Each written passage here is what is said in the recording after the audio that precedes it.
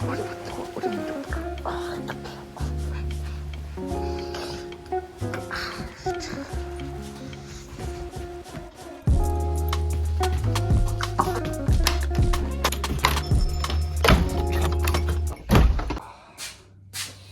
Alright, what's up? Good morning, guys. So, today's game plan is that was such a terrible intro. Oh my god. Anyway, today's game plan is I want to get the Miata into the garage. I want to finish assembling it. I know that why is there water dripping from the ceiling? Hey guys, I don't know. So, I know we finished assembling it in the last video, but we didn't wire up my E-fans and a couple things like that. I'm sorry I could probably get away without wiring my E-fans for the first start, but in today's video, I want to do the first start of that car. This video is not ending if that car does not start.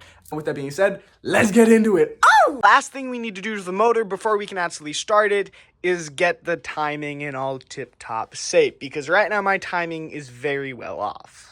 Now real quick, as I'm trying to explain everything that's going on with the motor, I just want to give a huge shout out to this video sponsor, which is www.carparts.com, but more on that later. Forage all like this, but my E-fans right now are just cut and just kind of chilling. So what I'm going to have to do is splice down these wires and extend them all the way into the cabin. Now you already know I got my wiring from carparts.com. Now next up you're going to have to set a English. Alrighty, so first off what you're going to have to do is strip the wires. I strip off about 1/4 of an inch to 1/2 inch. I'm really weird. I like to twist my wires together, solder them, and then electrical tape them. So first off, stripping wires is insanely freaking easy. Exactly how much stripped wire you want sticking out, then you're going to squeeze slightly hard. You don't want to squeeze too hard. And then you're simply just going to hold the wire down and do a circle, maybe 2 or 3 times around the wire, and then you just pull hard and it's stripped.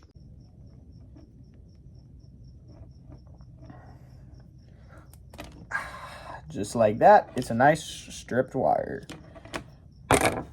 Now that the soldering is completely done, and these guys right here, are they the most beautiful soldering in the entire world? No, these are insanely ugly, but they last. Next up, we're going to throw some electrical tape on it. Alrighty, and just like that, everything's all taped up. Wow, that tape almost went down deep into the engine bay.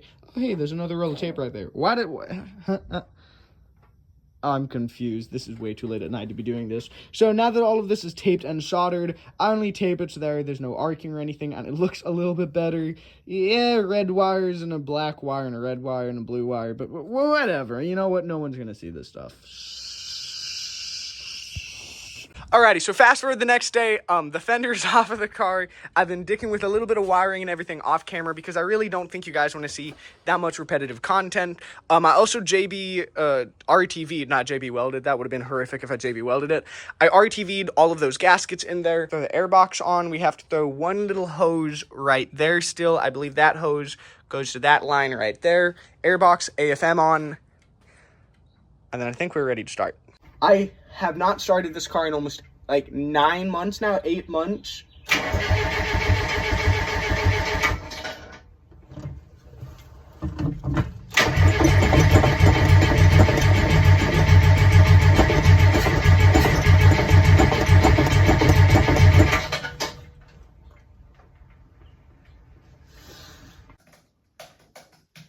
Oh wait, I didn't see you there. So I kind of realized as I was editing this video, I didn't really do that good of a job of explaining exactly what happened. So I was trying to start the car right there, as you could see, and for some reason I was missing 3 grounds. I don't know how I did an entire motor shop and I missed 3 grounds, but I had to go find those 3 grounds. So I connected 2 of those grounds out of the 3 that I was missing, thinking that was every single ground that was needed, and so then we tried to start it again.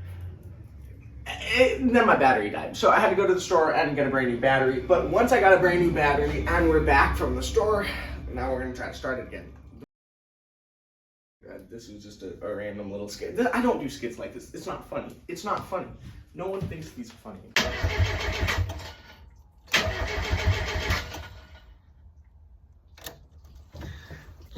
Something's leaking. Alrighty, so as I was trying to start the car, well, the car decided it actually wanted to do this, which, yeah, does not look that good. Thankfully, it was just an oil sensor fitting, so we're Gucci. I don't think it's gonna start at all. Let's try this. But, yo, it might. Please, please.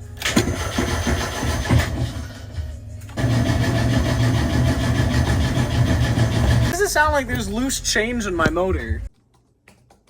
So it was at this exact point in time. Why am I doing this? This laptop doesn't even work, bro.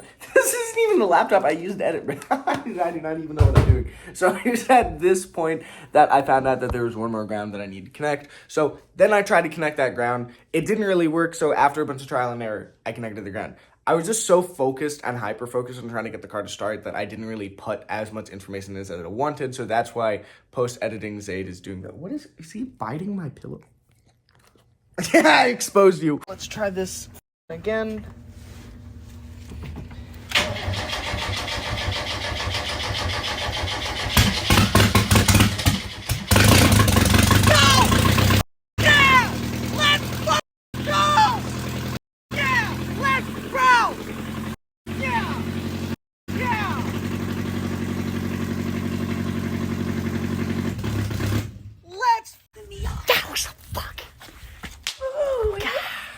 I'm soaked in gasoline and I thought I was gonna explode. Maybe not sure. So an unexpected sequence in the video. So I bought a set of wheels for my car. Well, I bought a couple of sets of wheels for my car. So the Miata has been needing a set of wheels, as you can tell, for us just chilling on the stocks right here. I was scrolling through Facebook Marketplace the other day and I saw these wheels for sale.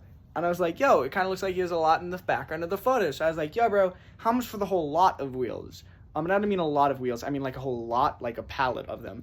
So I was like, how much for the lot of wheels that I see in the background? And he was like, I don't know, shoot me an offer. And I was like, okay, bet. So I started him an offer. So right now we're going to be waiting for him to show up. I have absolutely no idea what he drives, what he looks like. All that I know is his name is Julio. Well, he ended up driving a really cool freaking car. It was a little big turbo Fiesta. I didn't even know Fiestas could be big turboed. That thing sounded really freaking cool. But look at this, dude. There's so many wheels, bro. What the fuck? Alrighty, so here's my terrible financial mistake. So we have two E30 bottle caps. Now let's just first off, let's assess all of the wheels, since this is a super unexpected sequence in this video. So first off, we have 5 Mazda wheels. I think these came off of an super early like 80s Mazda RX-7. Don't quote me. We have 3 of these wheels. I think they were called style ups or something. I can't remember. They're supposed to look like work Euro lines, but they aren't reps, so that's kind of cool. But I guess if they were made to look like the work Euro lines, they're still reps. Even Workmeisters is a rep company. I'm pretty sure every single wheel is a rep company at this point. So we have 5 of these, 3 of, I think, the style ups are what they're called, 1 Econi, but I have another Econi, so 2 of them, and then 1 stock Miata Daisy. Now, the E30 wheels have brand new tires on them. Like, those are some good tires, bro. COVID. So these wheels right here, I could probably sell for $150. Bottle caps aren't really that desirable, but I have black spray paint, so I could sand them down, spray paint them, sell them for $150. The RX-7 wheels, as I said, I have 5 of these. I most likely could probably sell a set of 4 of those with no tires for $250, $300, since they have all center caps. I just need to take a plastic dip off of that one. The 3 style ups is an incomplete set. What I would do is I'd get center caps for them, and I'd sell a pair of the style ups for about maybe $253. So let's do the low end $250, that's 5, $150, low end 6, and then $25 for that guy, and $100 for the Econis. So that's like $720. So let's just do the real low end, $700 here, and I bought the wheels for $200. So that's a pretty decent come up.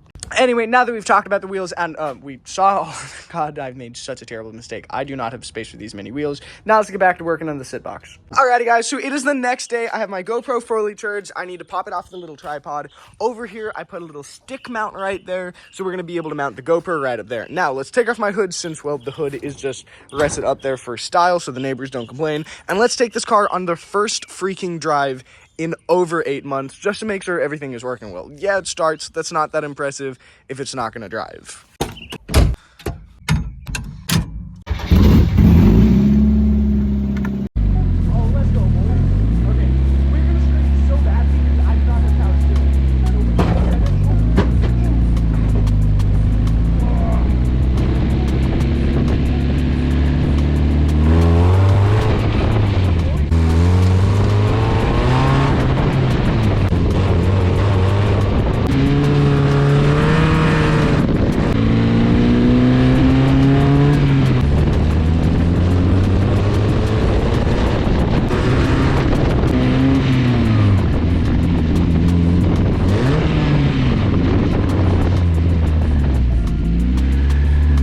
looks like there might be a chance of rain, so I went and put the hood in the car. But I do just have to say, that first drive, that felt amazing. I mean, granted, I did not even get out of third gear, and the fastest I went was like 31, 32 miles an hour. I don't have an electrical speedometer, so I'm not really too sure on how fast it was, but it was a little bit above 30, so anywhere from like 30 to 35 maybe, because the 35 is like in the middle. Anyway, that's just a random rant that I'm going on, and no one really cares about that. Man, did that feel fucking insane, dude.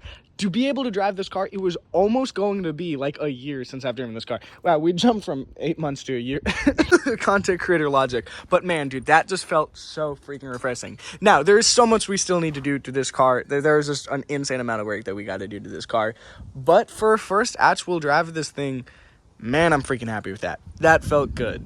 Now, I did say later on in the video we do this, so it is later on. Now, with that being said, I just want to give a huge shout out to www.carpress.com. Seriously, they are the smartest way to shop for your automotive needs. Whether you're doing a whole-in motor shop like the purple and blue car and you need any parts from that, from wiring to gaskets to even actual motor parts, they got you covered. Or if you just want some clean OEM turn signals for a fraction of the OEM price with better quality, they got you. Or you just bought a brand new Lexus and you lowballed the hell out of the guy because it needs some serious body work, CarPress.com got you covered with the fenders, the hoods, the bumpers, the headlights, the grills, legit everything like that. And if you don't want to destroy your cars like I do and try to DIY it, they can get you professional installation quotes for 100% free in your zip code. That's insane. So huge shout out to CarPress.com for supporting this entire build series. More information about them down below. But with that being said, this video is effectively over. I love you guys so much. If you want to hit that subscribe button down below, it seriously does help out so very much. That like button also really helps out because pretty much it just tells YouTube I'm doing a good job and people are liking it, so it kind of helps the video get better views.